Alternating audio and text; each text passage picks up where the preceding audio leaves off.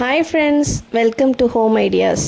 இன்றைக்கி மைதா மாவு இல்லாமல் கோதுமை மாவு வச்சு சாஃப்டாக சுவையான பஞ்சு போல் கேக் எப்படி செய்கிறதுன்னு பார்க்கலாமா? இது குழந்தைங்களுக்கும் சரி, வீட்டில் இருக்க பெரியவங்களுக்கும் சரி சாப்பிட்ற மாதிரி ரொம்ப ஹெல்த்தியான கேக்காக இருக்கும். இப்போது ஒரு பவுல் எடுத்துக்கோங்க. 1 கப் கோதுமை மாவு, 1/4 cup cocoa powder, 1/2 table spoon baking powder, 1/2 table spoon சமையல் சோடா, ஒரு சிட்டிகை உப்பு, 1/2 கப்பு நாட்டு சர்க்கரை, 1/2 கப் ஒயிட் சுகர். நல்லா மிக்ஸ் பண்ணுங்க ஃப்ரெண்ட்ஸ். நான் பீட்டர் வச்சு கையில் தான் மிக்ஸ் பண்ணிகிட்ருக்கேன். ஸோ நம்ம வீட்டில் இருக்க பொருள் வச்சு கூட நம்ம ஈஸியாக செய்யலாம். 3/4 கப் மில்க் ஆட் பண்ணிக்கோங்க, 1/4 கப் ஆயில்,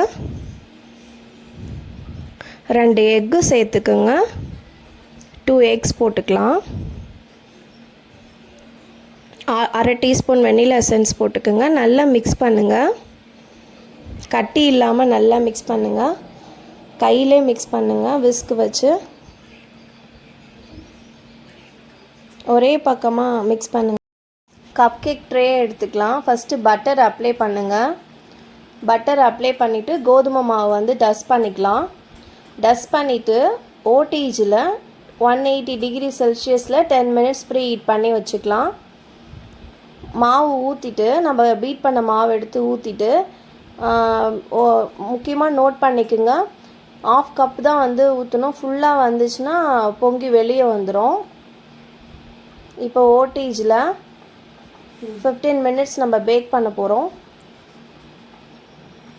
180 டிகிரி செல்சியஸ்லேயும் 15 மினிட்ஸும் பேக் பண்ணி எடுத்தாச்சு. நாங்கள் ஃப்ரிங்கிள்ஸ் வச்சுருக்கேன். ஸோ டெக்கரேஷனுக்காக ஃப்ரிங்கிள்ஸ் போட்டிருக்கேன். இப்போ பாருங்கள் ஃப்ரெண்ட்ஸ், கோதுமை மாவில் எவ்வளோ பஞ்சு போல் கேக் ரொம்ப சாஃப்டாக இருக்குது.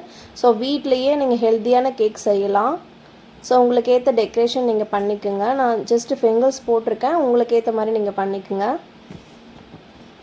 ஹெல்த்தியாக சாப்பிட்டுங்க, சந்தோஷமாக இருங்க. Bye friends.